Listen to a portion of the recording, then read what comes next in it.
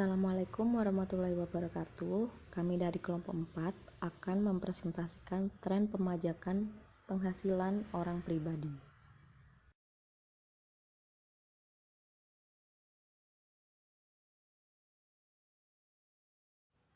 Poin pertama yaitu penghasilan yang dikenai PPHUP.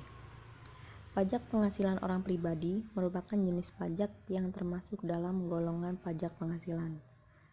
Pajak penghasilan sendiri menurut data bulan Desember 2018 yang telah dirilis oleh Kemenq RI dalam website resminya, dikatakan bahwa pajak penghasilan menyumbang pendapatan sebesar 855,13 triliun rupiah atau setara 76,18% dalam 1424 atau setara dengan 79,82% besaran sumbangan pajak terhadap APBN Indonesia pada bulan Desember tahun 2019. Data di atas sangat mungkin terjadi karena PPh sendiri merupakan pajak yang paling beragam jenisnya. Hal tersebut dikarenakan objek PPh yang sangat beraneka ragam, salah satunya adalah PPHUP, di mana PPHUP sendiri memiliki banyak sekali jenis pengenaan pajaknya, dan tentunya jenis PPHUP yang berbeda akan diatur dalam pasal undang-undang serta tarif yang berbeda. Berikut antara lain. Antara lain, yang pertama, pajak penghasilan pasal 21. PPh pasal 21 adalah pemotongan pajak untuk penghasilan dari pekerjaan, jasa, atau kegiatan dengan nama dan dalam bentuk apapun yang diterima atau diperoleh wajib pajak orang pribadi dalam negeri. Yang kedua, pajak penghasilan pasal 23. PPh pasal 23 adalah pungutan yang dikenakan pada penghasilan atas modal, penyerahan jasa atau hadiah dan penghargaan.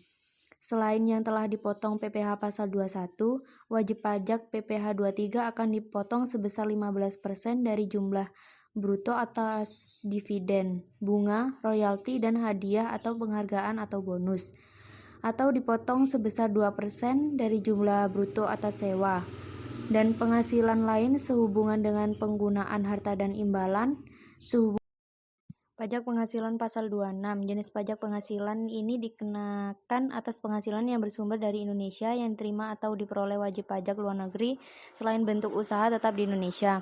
Berikut ini jenis penghasilan yang dikenai PPh pasal 26. Yang pertama dividen, yang kedua bunga, ketiga diskonto, keempat imbalan sehubungan dengan jaminan pengembalian utang, yang kelima penghasilan lain sehubungan dengan penggunaan harta, yang keenam royalti, sewa, yang ketujuh imbalan sehubungan dengan jasa. Pajak penghasilan pasal 29. PPh pasal 29 ini adalah pajak yang harus dibayar oleh wajib pajak baik WP orang pribadi dan atau WP badan sebagai akibat PPh terutang dalam SPT tahunan PPh lebih besar daripada kredit pajak yang telah dipotong atau dipungut pihak lain dan yang sudah disetor sendiri. Wajib pajak harus melunasi kekurangan pembayaran pajak terutang sebelum SPT PPh yang baru untuk tahun berjalan disampaikan. Kemudian ada pajak penghasilan pasal 4 ayat 2. PPh pasal 4 ayat 2 adalah pajak atas penghasilan yang bersifat final serta tidak dapat dikreditkan dengan pajak penghasilan terutang. Objek pajaknya adalah investasi atau simpanan seperti bunga deposito, bunga obligasi dan surat utang negara, bunga simpanan yang dibayarkan koperasi, hadiah undian, transaksi saham dan sekuritas lainnya, serta transaksi-transaksi lainnya yang menguntungkan sebagaimana diatur dalam undang-undang. Tren pemajakan penghasilan pegawai dan bukan pegawai. Organisasi untuk Kerjasama dan Pembangunan Ekonomi (OECD) mencatat adanya penurunan potongan atas penghasilan karyawan yang terjadi di sepanjang 2018 oleh negara-negara anggota OECD. Potongan tersebut meliputi pajak penghasilan orang pribadi dan kontribusi jaminan sosial yang dibayarkan oleh karyawan, serta potongan kontribusi jaminan sosial dan tunjangan yang dibayarkan oleh pemberi kerja. Rata-rata besaran potongan yang dibebankan terhadap penghasilan karyawan mencapai 36,1% pada tahun 2018. Besaran tersebut turun 0,16% dari tahun sebelumnya sekaligus melanjutkan tren penurunan yang terus terjadi dalam 4 tahun terakhir di sejumlah negara OECD. Meski rata-rata potongan atas penghasilan pekerja menurun, terdapat sebanyak 22 negara atau sekitar 2/3 dari negara anggota OECD justru mencatatkan besaran kenaikan potongan, sedangkan 10 negara OECD mencatatkan penurunan dalam porsi yang terbilang kecil. 4 negara yang mengalami penurunan potongan penghasilan karyawan yang terbilang relatif tinggi adalah Estonia, Amerika Serikat, Hongaria, dan Belgia.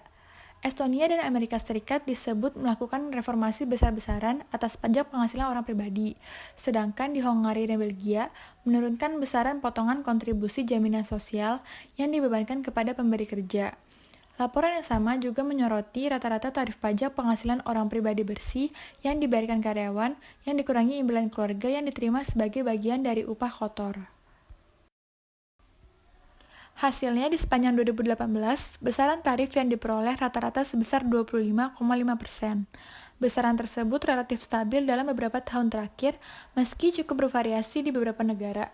Sebagai contoh, besaran potongan yang diberlakukan di Chile, Korea, dan Meksiko berada di bawah 15%, sedangkan negara maju seperti Belgia, Denmark, dan Jerman menembus 35%. Di Indonesia, terdapat sejumlah potongan mandatori atas penghasilan karyawan yang harus dipenuhi oleh perusahaan pemberi kerja. Beberapa potongan tersebut antara lain pajak penghasilan orang pribadi dengan tarif progresif sebesar 5% sampai 30% tergantung jumlah penghasilannya. Lalu ada asuransi kesehatan sebesar 1% sampai 5% dari penghasilan bulanan. Asuransi ketenagakerjaan yang ditarik 3% dari penghasilan bulanan, serta tunjangan yang dibayarkan sekali per tahun sebelum hari libur keagamaan. Penerimaan pajak penghasilan orang pribadi di dalam APBN 2018 lalu tercatat berkontribusi senilai 134,96 triliun atau tumbuh 14,60%, sedangkan pajak penghasilan badan mencapai 255,37 triliun atau tumbuh 22,63%.